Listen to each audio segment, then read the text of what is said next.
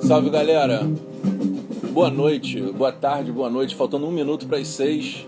Vou pedir uma gentileza. Quem tiver me seguindo aí no Instagram, Pedro Rajão, migra para o Instagram do Leão, por favor, para que a gente consiga fazer com que o algoritmo melhore a nossa performance, entendeu? Faça com que mais gente siga as redes do Leão. Vai começar hoje a primeira edição dessa live do Leão com o filho do cara, né? Com o Seun, Seun Anikulapo Kuti, filho mais novo do Fela Kuti, músico nigeriano, ativista pelos direitos humanos, pan-africanista, compositor, líder político, espiritual da Kalakuta. E vamos dar início daqui a pouquinho, esperando a galera chegar, esperando o próprio Seun chegar. Só um recado, gente. Essa live vai ter que ser em inglês, porque infelizmente a gente não tem orçamento para botar um intérprete, né? Então a gente vai fazer ela em inglês e depois a gente vai postar em português com legendas para ter aí como legado do Leão durante a pandemia. Agradecer ao Flávio César, a live pop-up, pelo local aqui, pela Casa Mágica, e o Rico Viana, meu camarada, que está na produção da live aqui comigo e fazendo com que as redes do Leão aí consigam alcançar mais pessoas. Vamos dar início daqui a pouco. Seun já tá mandando um alô aqui. Tô com a camisa do Fumilayo, Afrobeat Orquestra, única banda de mulheres de Afrobeat no mundo, composta por mulheres negras de São Paulo, que carregam o nome da mãe do Fela, né, da avó do Seun, grande Fumilayo Anikulapo Kuti. Estamos ouvindo ao fundo aí esse descasso aqui do Fela, junto com o DJ Baker. Coisa maravilhosa de disco. Convido a todo mundo para conhecer, quem não conhece. Considerado o primeiro disco do Fela já nesse formato em Afrobeat, né? Depois que ele sai da fase mais high life, uma fase um pouco mais despolitizada da vida dele. Ele grava esse disco com o Ginger Baker, que à época era baterista do Cream, a banda do Eric Clapton. E eles produziram essa... Ó, o Flavinho tá mostrando aqui pra mim. Esse daqui é o descasso em que ele tá... As primeiras gravações em High Life. Pois é. Olha que coisa maravilhosa. Ó, Seun tá mandando solicitação, vamos... Obrigado, irmão. Vamos aceitar. Hey! Yo, Seun! Pedro! Olá! Bom dia! How you doing, man? How is your Saturday doing? Fine, man, fine. Nigeria is in the middle of a struggle now. I'm happy about that. You're preparing a J? Yeah. You're shaping it? Can you hear me? Yeah, I can hear you. Yes, now it's back. Great. Let's go. Yeah, man, thank you very much for having us once again, having a chat. I'm going to speak about some interesting topics. It's very nice for me. It's a big pleasure to be once again dealing with you. It's been 10 years since the first interview that we had in Rio. Yeah, let's do this. Let's do this. I'm ready now. All right, bro. How is Adara? Adara, she's fine. Yes. She just left. She's fine. She just left. Yes. How old is she now? She'll be 7 in December. All right. And bro, I'm a father of a girl as well, and it's been quite a challenge to educate a woman in these, right? So I'd like you to know from you, how is it for you to be a father of a girl on this, on this crazy world we've been living? How is it for you, though, Yeah, to follow this? I think what is most important for us as fathers is to abandon our pre notions of what it means to be masculine in today's society. I think it is the mistake, or many of the people have that because we want to be masculine, but we do not understand what masculinity is. I think we have to be able to not control. The best way to be a great father to a young woman is to understand that it is not your place to control women. As soon as you understand that, I think that is a good foundation to build any other thing on. We must first understand that our women are not ours to control. And as soon as you understand that, you get along with your daughter. That's what I do. I understand that, her needs are different from what I know in life and what I understand as a man. So I understand that, and I try not to control her expression of her reality. That's it. And coming from a background where that's the secret. You can guide, but don't control. Yeah, for sure. Especially coming from a background where hip hop, especially, which is a very male, this type of construction of the male figure, what is to be a man, what is to be tough and to talk and to be brave and to provide. This hip hop culture, it brought a lot of influence for the beginning of your artistic career as well, right? So once we are dealing with this special place where you now have to guide, you have to educate women in a time where all these discussions towards the women rights and struggles have been so present to these days. It's really a challenge. And how much does she know about her your grandmother, Fumilayo?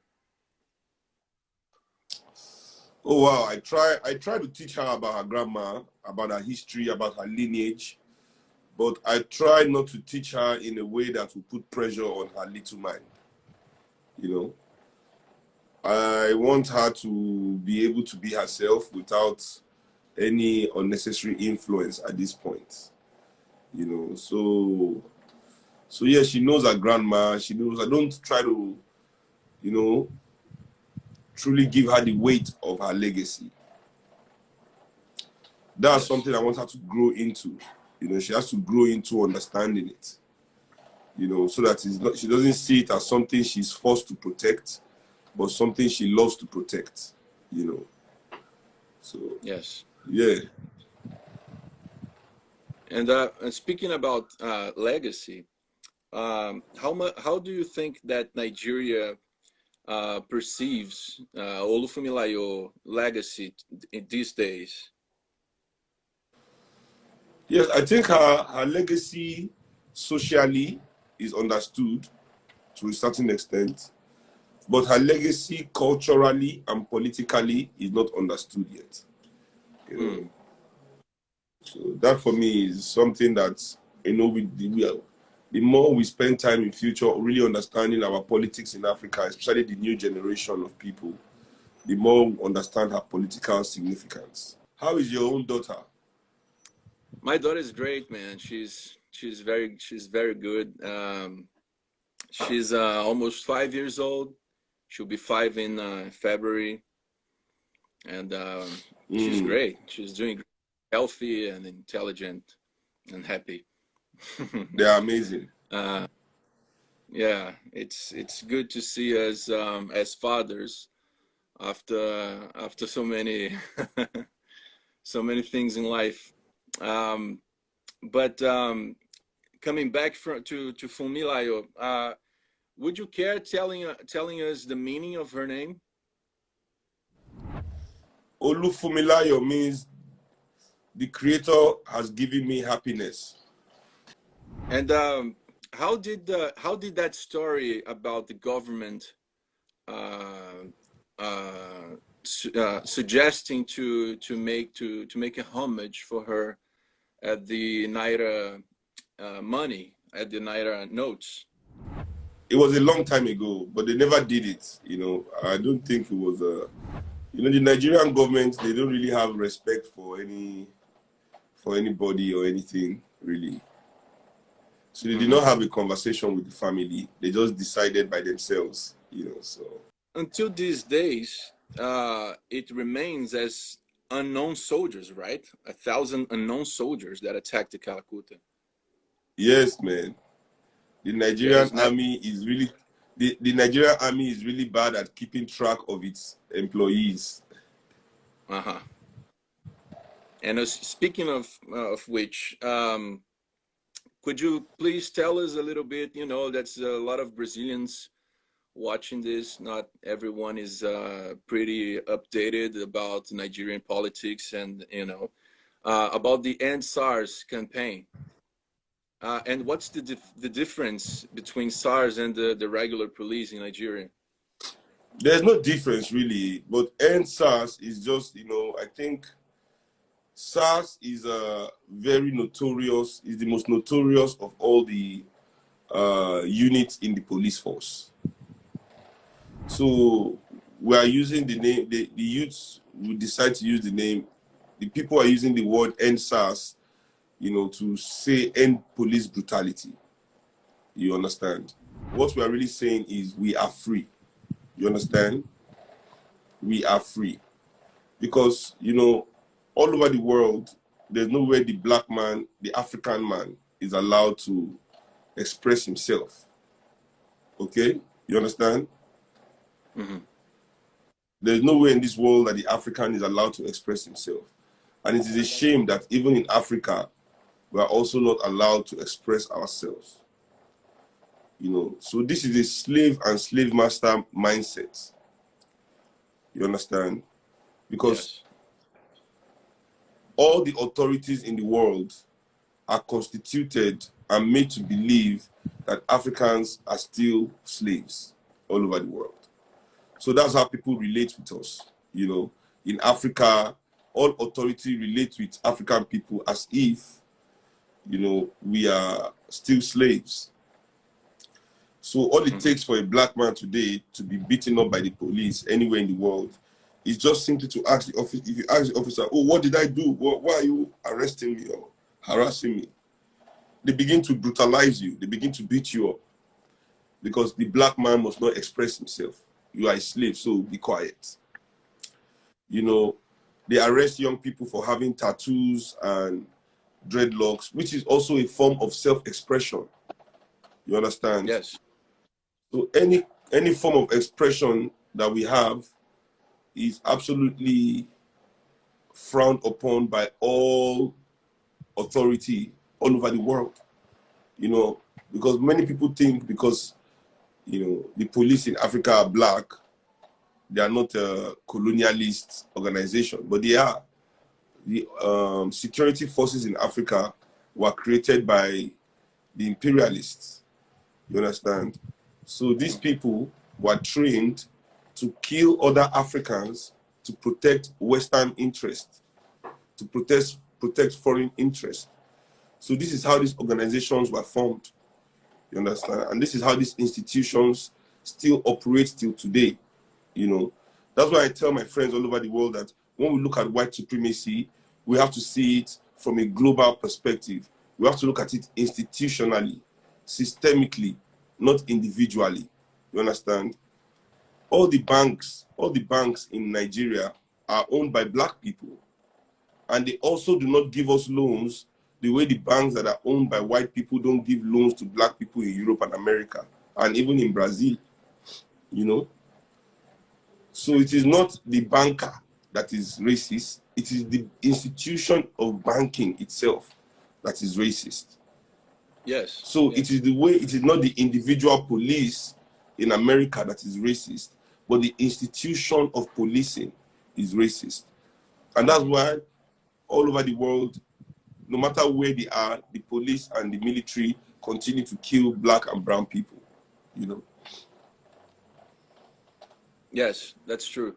You know that Rio de Janeiro, the city where I'm speaking from and where I was born, our military police was founded after the imperial family of Portugal has moved to Rio, escaping from Napoleon's army, right? So our police was formed in a way to protect those that aristocracy from Portugal, and until to have on its main symbol the initials from the Portuguese Royal Guard until today. And until today, the police of Rio is the one that kills and the one that dies the most, and most of them are black police officers. So, Of course. speaking as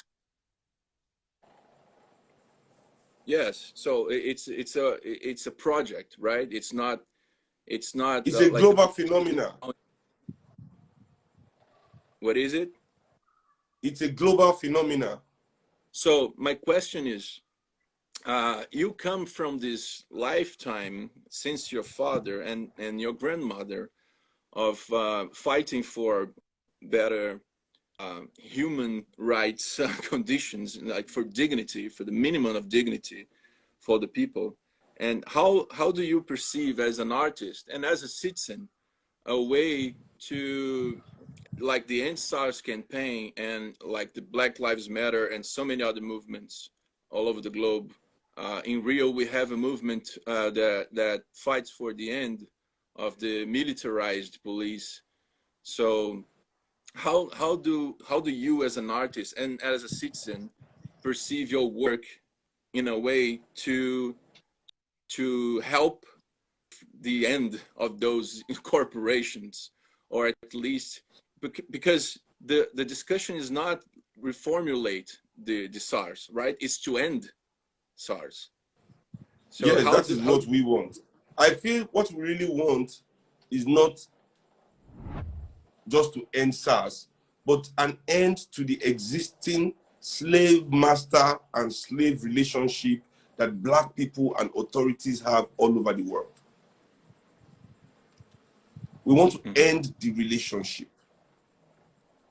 You see, if the military police in Rio were constitutional in their actions and protected our communities from the real criminals, we will not want to end the police in Rio. We will not want to end SARS, right? So it is not really because SARS exists. No, but it's the relationship between these authorities and the people that we are tired of. So even if we say end SARS, what we are saying is we are tired of this relationship. We are free people. We have the right to walk down the street without being afraid of our lives. yeah. Nobody should feel that you can just police our bodies because we are black. Yes. It's over. You know, I've always made art that expressed my freedom. This is really what is taken away from even some of the most successful African people in the world. You know, so you find that we have billionaires, but they are not free. They are not free to express themselves in terms of developing their country, right? Even as rich as they cannot develop their countries because they are not free to express themselves. These are the richest of African people. All they can do with their money is buy stuff. Buy stuff, buy new stuff, build a house, but they cannot develop industry. They cannot compete with Bill Gates. They are not allowed to, they are not free to express imagination. They are not free to express innovation, to express creation, development. You understand what I'm saying? Now, young African people, we're also now being stopped by these same people from expressing ourselves just because they are not allowed to, due to their own compromises, to express themselves. You know, so yeah. Yo, I'm back. nice. I don't know what happened.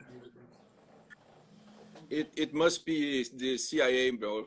You know, watching us and trying to boycott us. Something. CIA with Bolsonaro. And Bolsonaro. Speaking of this motherfucker, what are the news that come up in Nigeria about our fucking president, man? What is nothing really? What is Brazil? Nigerians don't know about Bolsonaro, man. Really? You know, that's actually good for.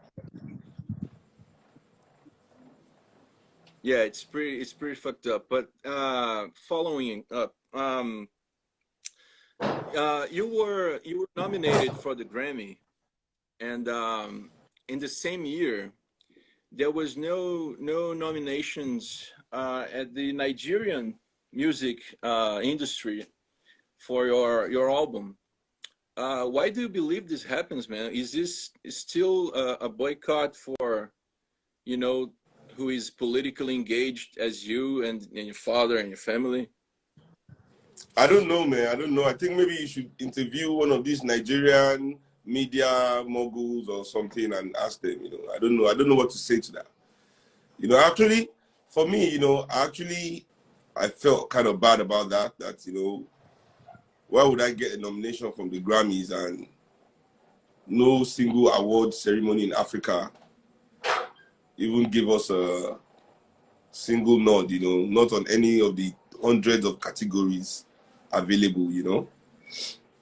But anyway, it is what it is, you know. I think that doesn't change anything, you know. There are many artists in this world that have done great things and were not nominated for any major awards neither. I mean, my father never got a Grammy or any awards that I know of. I don't think Bob Marley got a Grammy neither, or any award that I know of, you know. But it doesn't mean they're not the two greatest musicians today, you know, in the minds of the people, you know. So yeah, it hurts, you know, but I'm over that, you know. I'm over that because also maybe it's just not my path.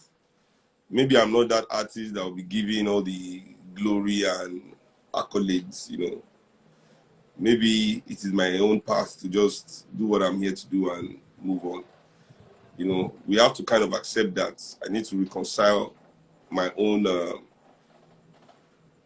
assessment. I need to reconcile my own assessment of maybe what I think I need to fit my reality.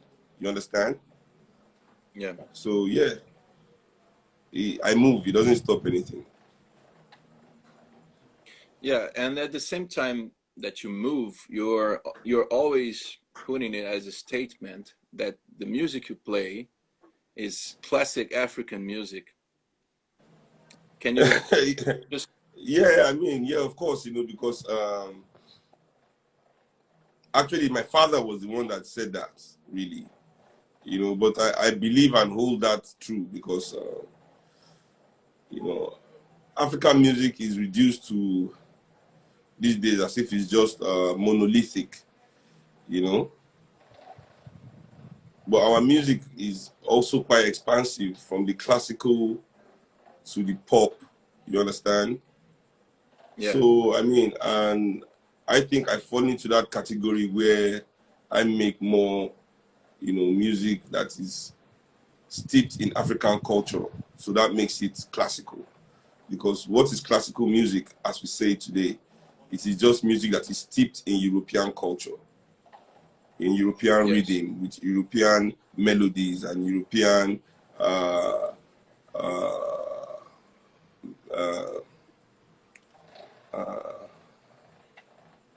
telling European stories, basically.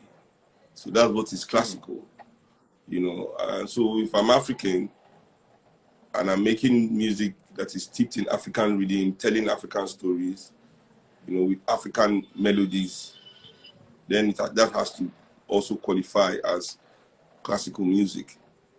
You know, it's healthy to open your mind to as many forms of music and art as possible. Now, that's another thing I always have against the Nigerian media, that they keep Nigerian people listening to such small circle of musical expression that it harms our artistic understanding, you know, as a people, you know. So we as Nigerians are not given as wide a range of artistic expressions as we need to develop and form a mature, you know, artistic mind, you know. Okay, let's go. Ask me another question. Right, bro.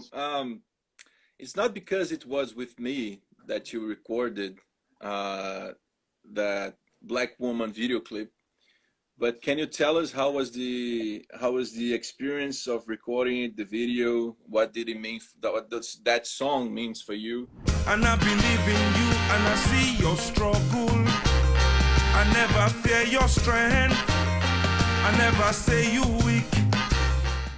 Black Woman video is definitely my best video ever, you know. And in case people don't know, Pedro is the man that I worked the video with, you know.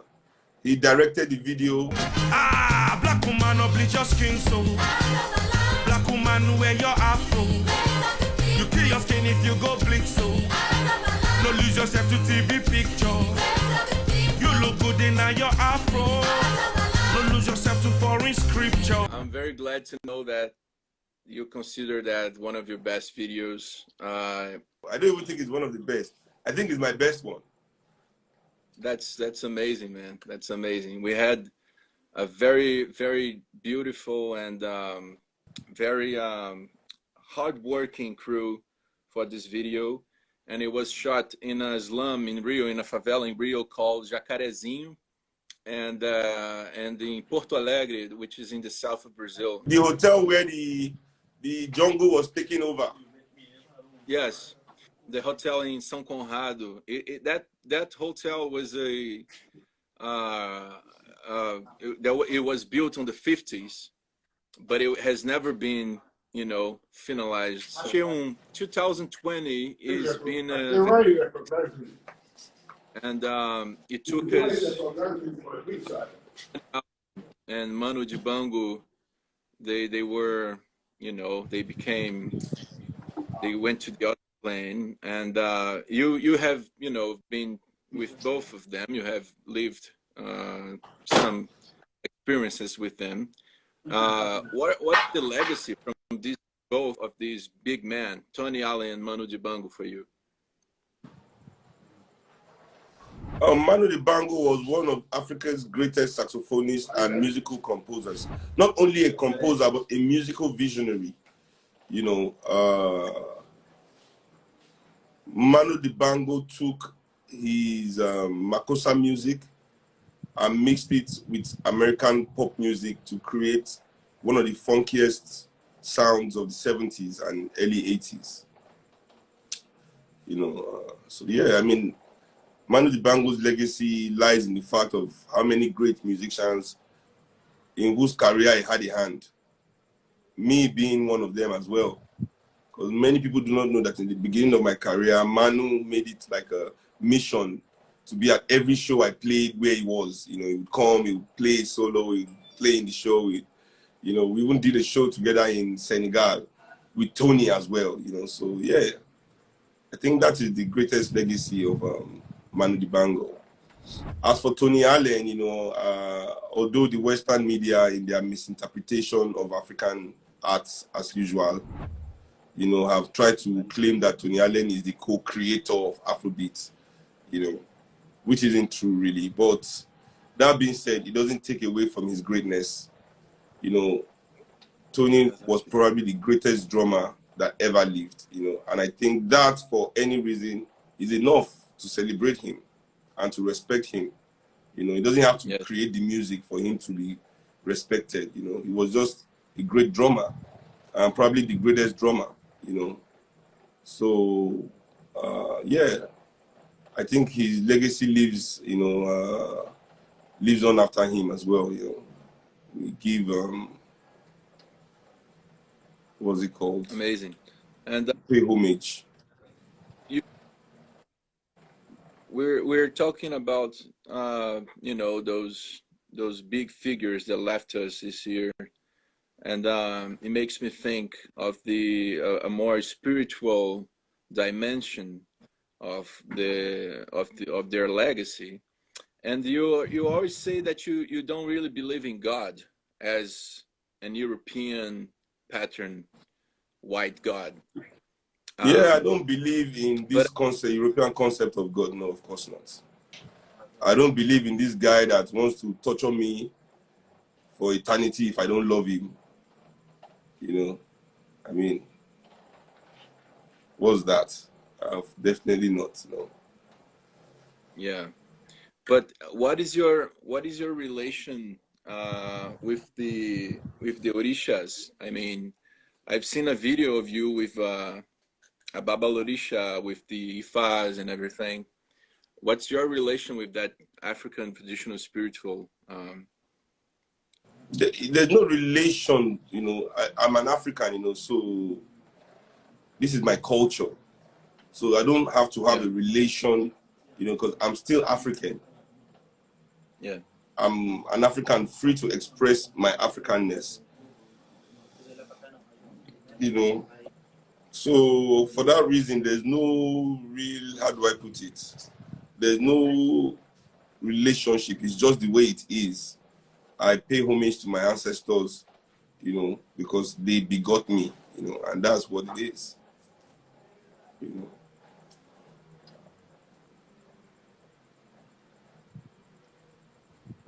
Everybody has to pay homage to their ancestor. That's just the truth.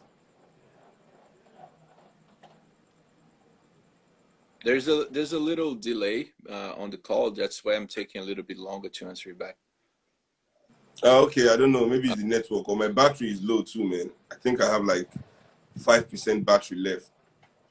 Fala, galera, vamos voltar já já. Acho que foi na hora aí que o Seun foi reconectar aí que deu algum caô. Espero que todo mundo esteja curtindo. Zezé Mota está na minha live. Aê! Meu Deus do céu. Zezé aqui, ó, que não deixa, ó. Olha só. Zezé, querida, linda, maravilhosa. Então, gente, aproveitando, né, esse momento que a Zezé Mota está na live, para anunciar que sábado que vem a nossa próxima live vai ser com ela, com a grandíssima Zezé Mota, segunda live do Leão. Vai ser com ela no sábado que vem, nesse mesmo horário, nesse mesmo bate-local, a Casa Mágica do Flávio César. Para quem não conhece, o Seun Kuti é o filho mais novo do Fela Kuti, né? Um músico nigeriano, ativista pelos direitos humanos, grande compositor, um cara que gravou mais de 50 discos em vida, vamos botar em números aí, foram mais de 50 discos, foram mais de 200 vezes que ele foi preso, né? Cada disco que o Fela lançava ele era preso, tá? Os discos dele eram todos proibidos, era considerado por muitos anos o inimigo número 1 do governo nigeriano. Então você imagina, para cada disco, imagina hoje em dia, cada single que tu lança, tu vai preso, né? Muito louco. A vida do cara era mais ou menos isso.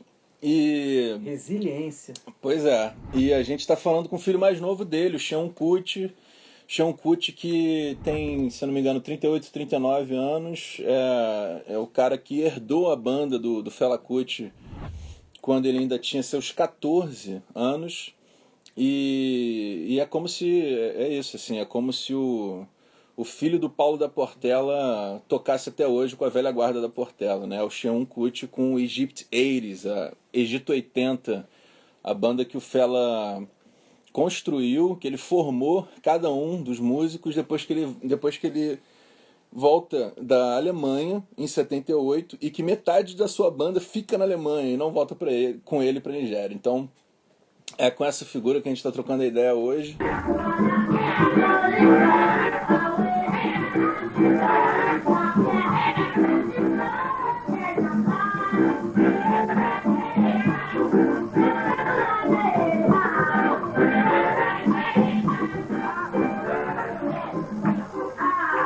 Espero que vocês aproveitem esse momento, pô, importante para o Leão Etíope do Méier, né? A gente está atravessando esse período pesado de pandemia sem poder estar na rua, né? Sem poder movimentar a praça, que é o que funda a nossa existência enquanto grupo de ocupação cultural.